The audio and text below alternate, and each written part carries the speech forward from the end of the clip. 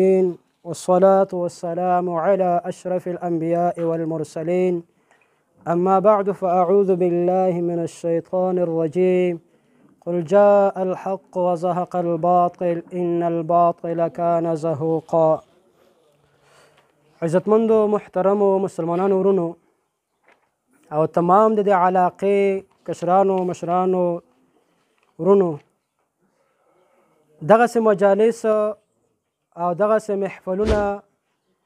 دا کله مونږ داسې نه خوښوو چې داسې جوړ شي او د علاقې امن عادي په شر او بدامنۍ باندې بدل شي، لیکن دغسې مجالسو ته او دغسې ځایونو ته مونږ د نورو خلکو د وجې نه مجبوره کیږو چې هغوی په مونږ باندې اقدام کوي یا بعضې وسوسې شبهات د خلکو په ذهنونو کې اچوي چې مونږ د هغې هغه ازاله وکړو، هغه ختم کړو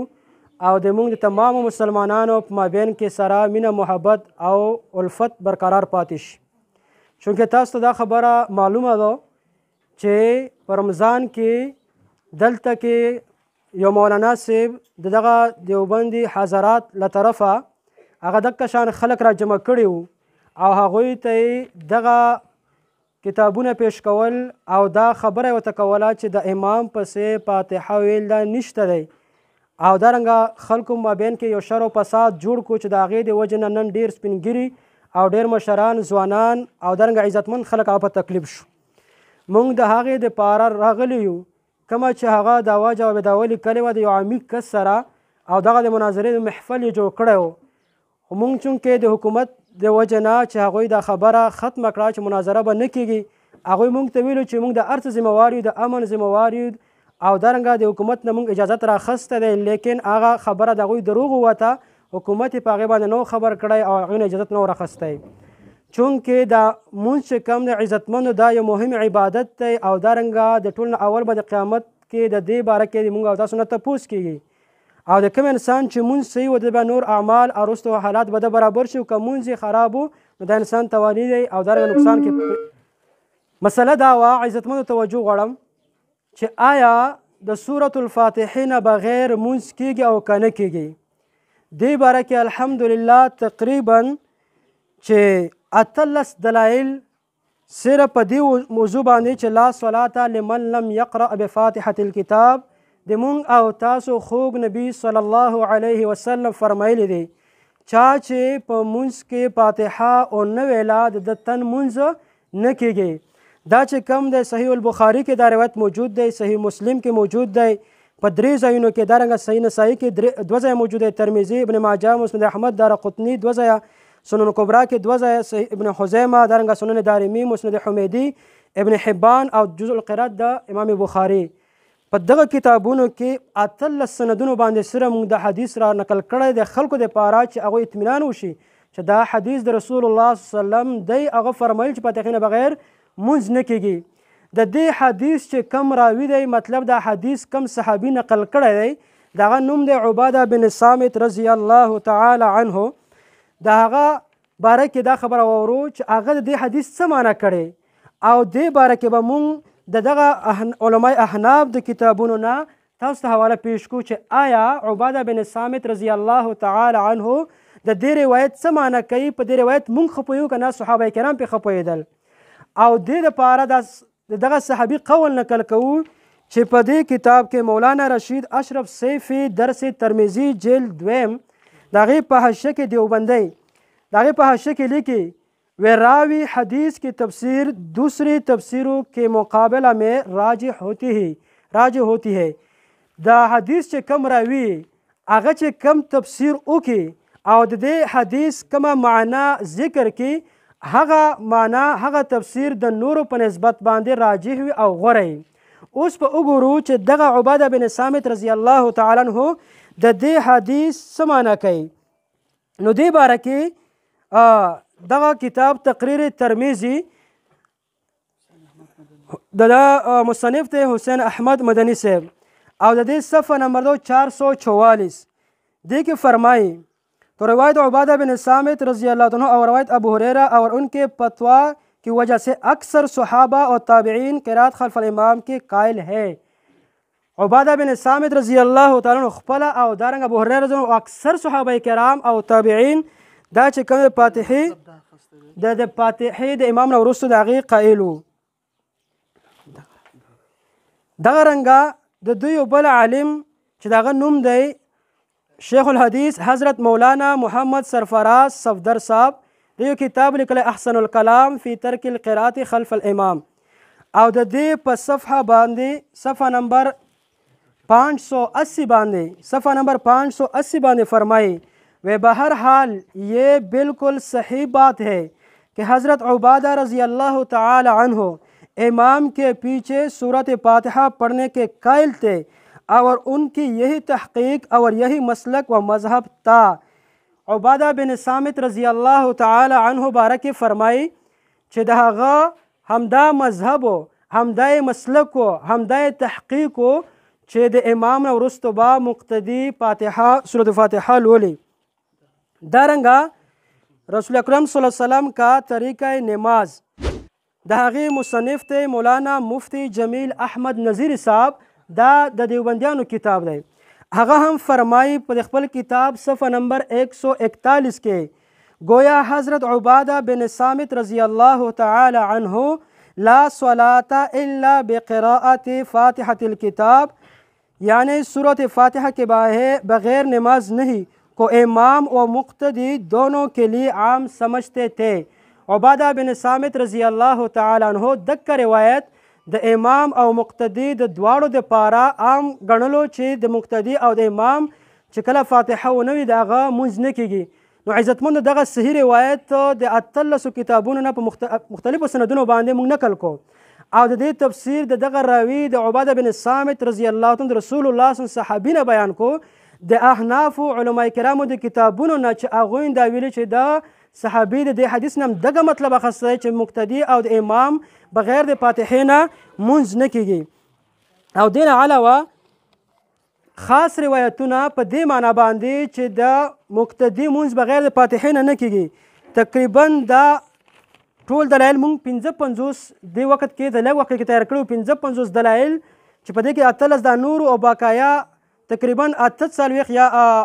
38 یا 39 دلایل هغه داسې جوړیږي چې په هغې کې رسول الله صلی الله علیه وسلم مقتدي ته امر کړی دی چې ته نور قرات مه کوه صرف فاتحه یو دغه دلایل الحمدلله ټول کتابونو کې موجود دي او موږ سره لیکلي دي خو لیکن د وخت د کموالي د وجې نه هغه نه ذکر کیږي. دې سره سره کم احناف علما یا کم د مولانا صاحب چې کم روایت بیانول د هغه رمضان کې او دغسې مجلس جوړ کړی و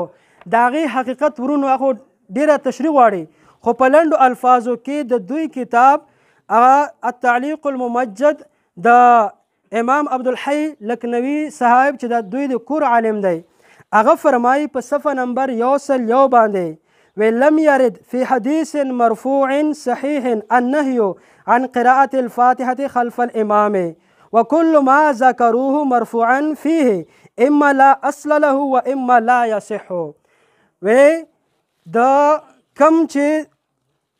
د فاتحې متعلق د 9 احادیث دي چې مقتدي به په امام پسې فاتحه نه وي دې باره کې یوم صحیح مرفوع حدیث نه دی راغلی او کم چې خلک دې باره کې ذکر کوي هغه یا چې کم دی بالکل اصل ورته نشته او یا صحیح نه دي. دا د هغو د روایتونه ټول مجموعي لحاظ په لنډ الفاظو کې جواب چې د خپل کور نه چې کم دی هغه ذکر شوی دی. دا بل کتاب تقریر ترمیزی چې دا حکیم الامت حضرت مولانا محمد اشرف علی تانوی صاحب دا فرمائی په دې کتاب صفحہ نمبر 88 کې و اب رہا یہ امر کہ مقتدیوں کو جو قرات خلف الامام سے منع کیا جاتا ہے تو اس باب میں کوئی حدیث نہیں ہے. دا فرمائی چې کم خلق مقتدی د فاتحې نه منع کوي نو دا باره کې هیڅ حدیث نشته دا خپل کور نه د هغوی ګواهیان دي هیڅ صحیح حدیث په دې باره کې نشته دی. دغه رنګه دا بل کتاب دریم نمبر فصل الخطاب د انور شاه کشمیری صاحب هغه فرمایي په صفحه نمبر 15 کې ولم یجئ عنه النهي عن الفاتحة خلف الامام بعنوان النهي صریحا. دا فرمایي چې په دې باره کې چې مقتدي د فاتحې نه منع کړی شي او منع کېږي دې باره کې یو حدیث هم صراحتا د منع نه دی راغلی. دا بل څلورم کتاب شو د کتاب نوم دی التنبیه علی مشکلات الهدایه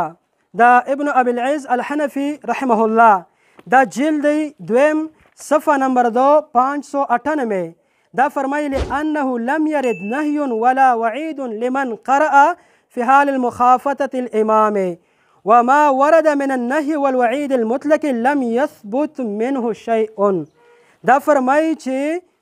د فاتحې د مقتدي د فاتحې ویلو باره کې هیڅ یو نهي یا هیڅ یو وعید دا نه دی نقل شوی په پټو منځونو کې، او کوم چې خلک ذکر کوي هغه نه یو هم ثابت نه دی. او دغه رنګه دې وجه نه ورونو هر کله چې علماء احناف او عوالم تاسو ته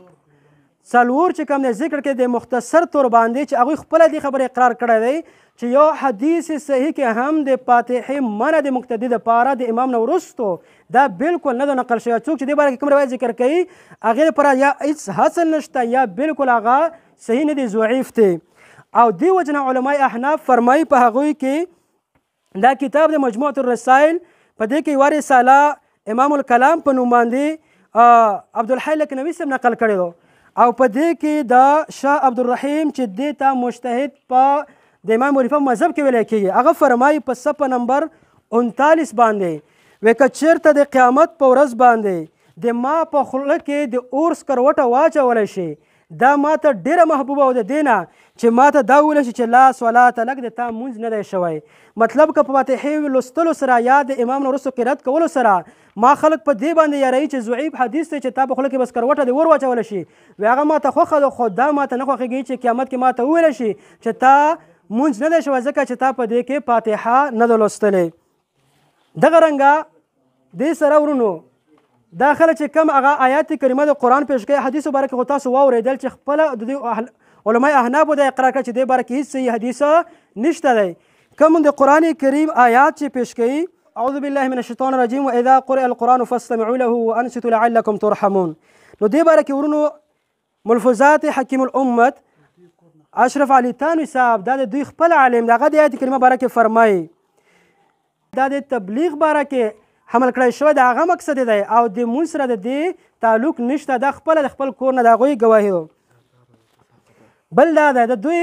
بل د اصول کتاب نور الانوار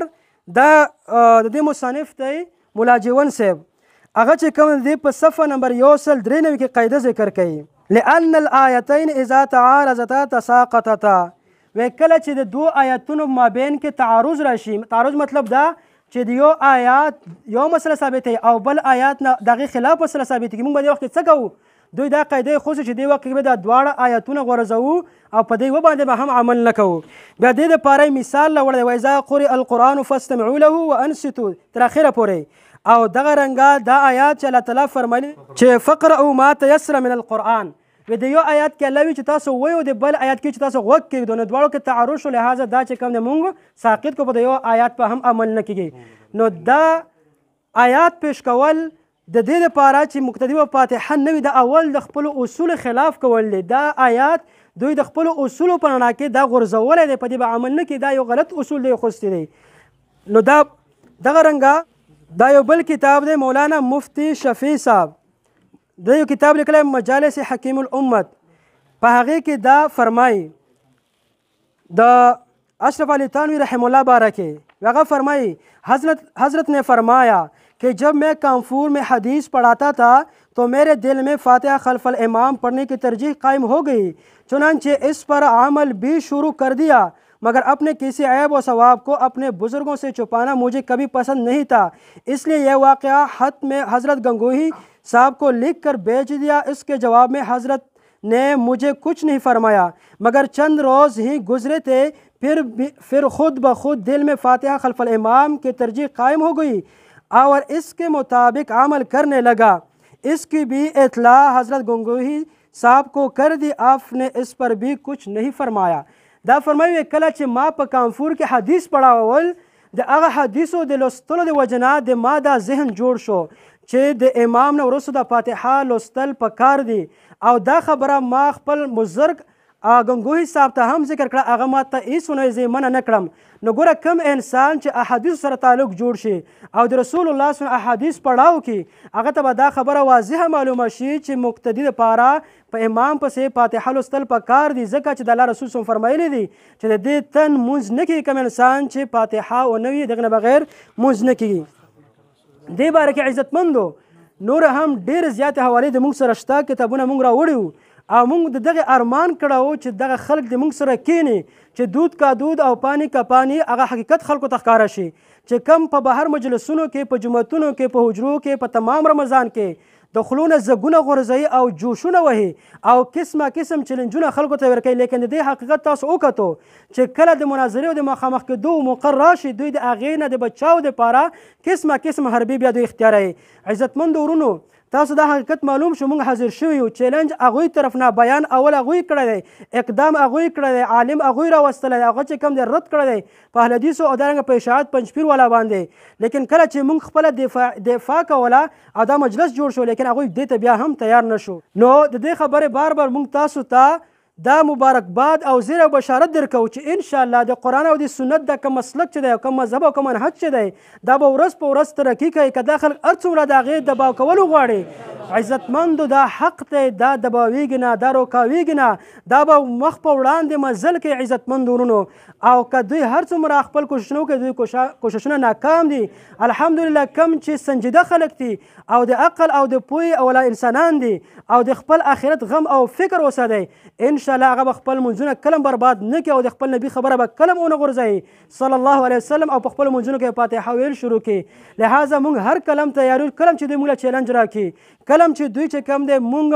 تارګیټ کړي، نو دوی د عمل ذمواري راکړي چې دغسې باندې بیا نه جوړوي، د حکومت په واسطه باندې بیا ځان نه خلاصوي. دوی د چې کوم موږ د امر ذمواري راکړي، د حکومت نه اجازت راواخلي، په هر ځای کې غواړي د دوی په حجرو کې د دوی کورونو ته موږ چې کوم څه ورغلو ور داخل شو، لیکن دوی بیا تیارېږي نه. موږ کلم خپلو ملګرو ته بار بار دا نصیحت کوو، خپل مشایخ موږ ته دا نصیحت کوي چې تاسو کلم دغسې اختلافات مه جوړوو، ما د چیلنجونو اوازونه کوو، ما د چا مسلک تارګېټوو، په چا باندې حملاور جوړېږو، بلکې د قرآن سنت دعوت د اخلاقو په روشنایۍ کې، د دلایلو په روشنایۍ کې کوو. خو چونکې دا خلک نه سمیږي او د دوی دغه صفرا هغه جوش په بله نه سمیږي او غصه چې تر څو دوی چیلنج ونه کړي او دغه چغې او دغه شر او فساد جوړ نه کړي. لهذا ورونو که چا په کومه مسله کې شک پیدا کېدو یا کم خلک موږ پسې پراپېګنډه کوي، د موږ کورونه تاسو ته معلوم دي، تاسو بالکل راتلی شو، دغې مسلې حقیقت باره کې تاسو د موږ نه تپوس کولی شو او انشاءالله موږ به تاسو د قرآن او سنت په رڼا کې د هغې جواب درکوو. لهذا ورونو الله عز وجل د موږ او تاسو په حقیقت باندې پوهه کړي، رب العالمین د موږ او تاسو لپاره هره مسله کې حق را نصیب کړي. الله عز وجل د موږ او تاسو د شر او فساد نه په امن وساتي. رب العالمین د موږ او تاسو په علاقه کې امن او اتحاد او ورورولي محبت قایم کړي او څوک چې په دې علاقه کې شر او فساد جوړوي په هر شکل چې وي، الله رب العالمین د هغو ته هدایت وکړي. الله عز وجل دوی ذهنونه بدل کړي چې دوی دغه شر او فساد نه منع شي. الله عز وجل موږ ټول اصلاح وکړي.